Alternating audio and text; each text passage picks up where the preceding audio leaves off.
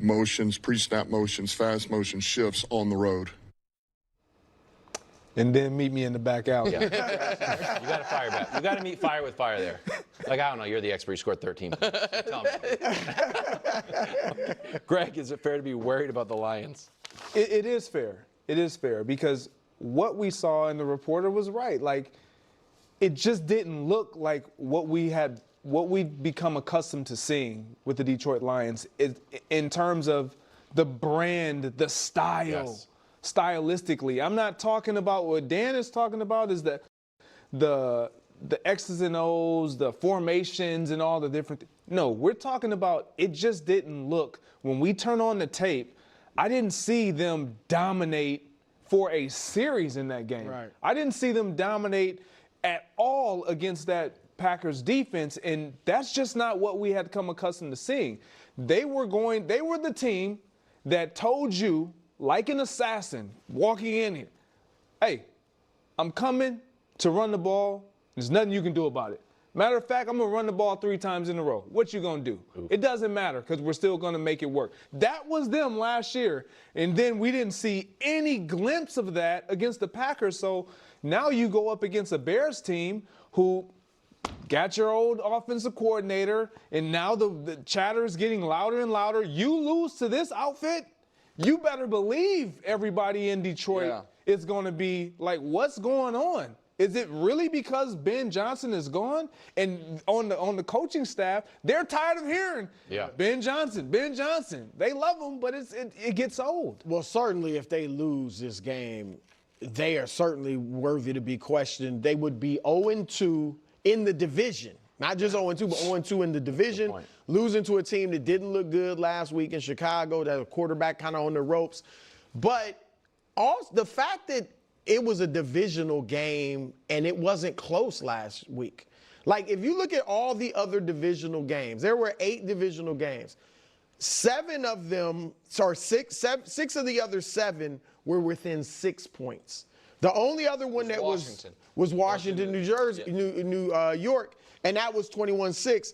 This game wasn't close, though. And the fact that a division rival did that to you says a lot to me, and it's absolutely worth questioning them. And then, of course, you know, Goff's record without to me, it's less Ben Johnson and more the interior of the offensive line, because lack of Ben Johnson might hurt some Goff and some of the cool, fancy trick stuff. But being able to get 6 yards a rush is, you know, Jahmyr Gibbs still there. They still have a good running game. They just don't have the dominant, I don't think, offensive line that they've had in the past. My biggest takeaway, though, is not about week 1. It's about that press conference, because I think Dan Campbell's feeling it a bit. Yes. And it's what's interesting about when a coach is, you know, and I understand he's always high-strung, drinks like 30 coffees a day. I know who Dan Campbell is. Typically, if a coach is testy, it's because he's like, am I going to get fired? Dan Campbell's job is the safest any job in the world. So why would he be testy a week into the season, unless it's because deep down he's like, I don't know if we're quite the same team we were last year. Okay, there's plenty to unpack here. I want to go about this from every way we can. So there's going to be some good, some bad, some ugly, and anything else in between. Let's just start with the core of how I feel about Detour Lens. Wearing is 100% makes sense. It's totally okay, right? You've been such a dominant, ferocious team for a few years now, and a truly devastating team. A team that would give you such anxiety to have to play, and you did not look like that team, okay? And so that's gonna make you question, what's going on here? What's the story here? You lost 2 awesome coordinators on both sides of the ball. That matters. That is going to play a factor. That is worth being concerned about. That is worth worrying about. Everyone keeps trying to downplay that and pretend like it's not a thing. And it is. It would be like that for every single team. Every single team. Coaching matters. Coaching matters. Coaching matters. I really do want to get a shirt that says, coaching matters, because it does. Okay. And it's not just a matter of what Dan Campbell is going to be able to do. It's, everyone wants to try to pretend that Dan Campbell is 100% the brains of all this. He's not. Everyone wants to pretend that Nick Sirianni is 100% the brains of it. He is not, okay? They are at the mercy of their coordinators so much more than a Kevin Unnell, an Andy Reid, a Sean McVay. They're at the mercy of their defensive coordinators, but not their offensive coordinators, okay? And even if you were running Ben Johnson's exact playbook, because this isn't exactly what Dan Campbell is saying, but in terms of he's like, tell me what looks different, the motion, the this and that. And it's like, but it's also the art of the play calling. If you gave me Ben Johnson's, if he made it really dumb and simplified for me, and he was like, here's just 50 plays right here. I'm just going to list them all right here, just on a single sheet of paper, and you just pick the plays. It would be awful. It would not look good. As great as I think I am, it would not be good. It wouldn't be close to what Ben Johnson can do, because it's not just a matter of the plays, it's also the art of play calling itself. So even if you were running the exact identical offense, the art of play calling is its own beast. And also being able to make these adjustments into the second half and seeing this is what the offense is doing, or this is what the defense is doing for us. I now know that these are the types of plays that I'm going to call in the second half. This is what I'm looking to do right now. And so Ben Johnson was brilliant at all of that. And it's okay to accept that. It's okay to acknowledge that. And now he's no longer there. Now to the Dan Campbell being Tessie Prezer because he's concerned that his job. No, because he understands, he knows that everyone was saying that these coordinators are awesome, and now that these coordinators aren't here, that this team is in trouble. And so yeah, he understands that, he hears that. We can always pretend that these guys don't hear everything. They hear everything. They hear everything. It's unavoidable. It's impossible to avoid. Even if they do such a brilliant job at avoiding it, they're like, I'm not going to go online. I'm not going to watch these shows. The media still brings it to them in the press conference, says, so-and-so said this. How do you feel about it? Like, it's just, they can't escape it. You hear it, and so he knows it. And so Dan Campbell obviously believes in who he is as a head coach. But yes, when you're saying that these coordinators left, and now the team is going to take a step back, like he's going to sense that, he's going to feel that, he's going to be annoyed by that. And I understand that. And when you now play the Green Bay Packers and you see that your team just did not look great, and he knows that he's not dumb.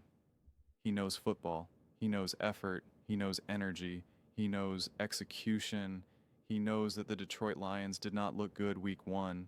He knows that when you watch that game, you did not feel like the Detroit Lions looked good.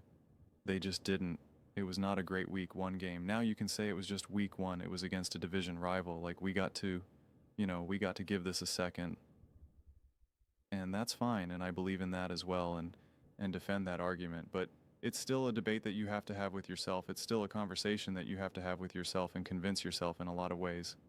And then the team needs convincing in a lot of ways. So it all makes conceptual and logical sense to kind of have an array of all of these feelings and to not feel great when you had been so unstoppable before. And yeah, the O-line wasn't anywhere near as good. And now a great coordinator will know how to kind of navigate that. If that continues to be the case. If it continues to be the case, how to make your quarterback more comfortable, how to get the run game going when you don't, when you are being stopped the line, play after play after play, run after run after run. And so now you got to see how they find them, how they find their way through it. And yes, losing to the Bears would be absolutely, positively, undeniably devastating. The Chicago Bears offense looks better than the Detroit Lions defense, then that is not good. And yes, if Dan Campbell, who's supposed to have a great team, certainly at the very least better than the Chicago Bears, when we remove coaching from it completely, with the better quarterback, the better pieces. If Caleb Williams and the Chicago Bears look better offensively than Dan Campbell's Detroit Lions offense, yeah, that looks bad. And Dan Campbell knows that too. He's not dumb. He knows this. He understands this. He feels this. He's played this. He's coached this. He knows it. And it becomes a lot harder of a sell to be like, yeah, I was one off when the coach who used to run your offense leaves and is now running an offense that looks better than your own offense. Yeah. It's not good. It's not good at all. And don't get me wrong, Ben Johnson and the Chicago Bears, specifically Ben Johnson, they want to win that game. Ben Johnson wants to light the Lions up, but I'm sure he's also kind of like, we just need to win this game. I'm not here to put on a show because I don't know if Caleb Williams is capable of putting on a show, but I got to come away with this win. Got to come away with this win. Got to come away with this win. So there's always mutual respect with all these coaches and this or that. But make no mistake about it, there are egos all over the place. Everybody wants to be the reason. Everybody wants to be the reason. And so Dan Campbell wants to be the reason. Ben Johnson wants to be the reason. Like everybody wants to be the reason. And so, yeah, you're getting a battle here. You're getting a battle. But I don't think we have to be gaslit to pretend that there's like nothing to worry about, no concerns, nothing look different. That's not true either. And you can still be, and Dan Campbell can still be an awesome coach and a great coach and still not be the offensive mastermind behind this team. And that's okay. And this OC hire and DC hire could be the wrong moves. And that's okay. Dan Campbell has earned the right to not nail that out of the park. When you lose both your coordinators and be able to replace them just effortlessly, that's okay. Sirianni got a pass. Now, to be fair, the Eagles came in, and we're like, we're taking care of the coordinators. We want Fangio. We're getting him. We want Kel Moore. We're getting him. And that's because they are an organization first. They are not led by a single person. They are not led by the coach. Even though some people want to say like Harry Roseman leads that team, Jeffrey Lurie is a huge part of why Howie Roseman can do what he's doing. And you would look at other teams and you would say, that's a Shanahan Lee team. That's a Sean McVay team. That's an Andy Reid Lee, what I like organization. I mean to say, and that makes sense. And I think those are all accurate statements. I don't know if this is 100% a Dan Campbell franchise, and so it'll be interesting to see how this season progresses and the decisions that get made. But if you think Dan Campbell is now concerned that he's about to get fired or something after week 1, I mean, that's crazy. That's absolutely crazy. I'll just leave you with this. It's like if you're dating someone, it's like if you break up with someone and now they go on and now they're dating someone and they're really happy and the person seems great and now you're kind of struggling to date someone or you're in a relationship with someone else and it just doesn't feel as good and you're just like, man, you're annoyed, you're frustrated, you're like, you don't automatically go to the extreme of, I'll never find anyone else again, I'll never be in love, I'll never get married, I'll never have children, it's like, no, chill, man. This is your first relationship post-breakup, or you just started dating post-breakup. Like, let's just relax here. Let's just take a breather. It's not automatically doom and gloom. It's over. It's done. Never again. It's like, let's chill. He tried to do that with the Philadelphia Eagles 23-24. Didn't work out so well because the Eagles stopped the Kansas City Chiefs and won the Super Bowl. So it's just like, just chill for a second. Just chill. We all just got to take a beat. It's only week 1, and now we're into week 2. Let's just chill. And this is where I will end it. Doesn't mean that we have to also just not tell the truth of what we're seeing. And it's okay for that to change and evolve. We can be worried in week 2, see a couple great games over week 3 and week 4 and be like, okay, I'm no longer worried. People think that we have to just make a conclusion right now and it has to remain firm, and it's like it doesn't.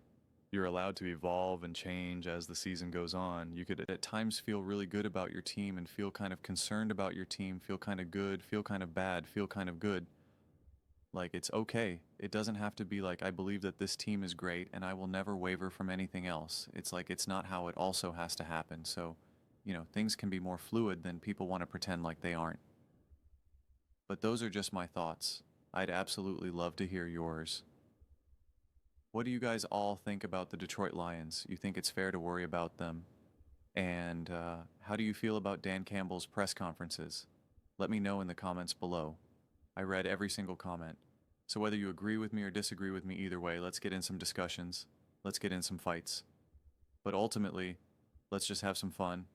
And please do consider subscribing. We're building an amazing community here and absolutely love to see you part of it. And I want to build something that we all generally feel connected to, something that we're really excited to be part of. I think we're well on our way to doing it. And please don't forget to give this video a thumbs up, as it really does help the visibility and the algorithm. Thank you so much.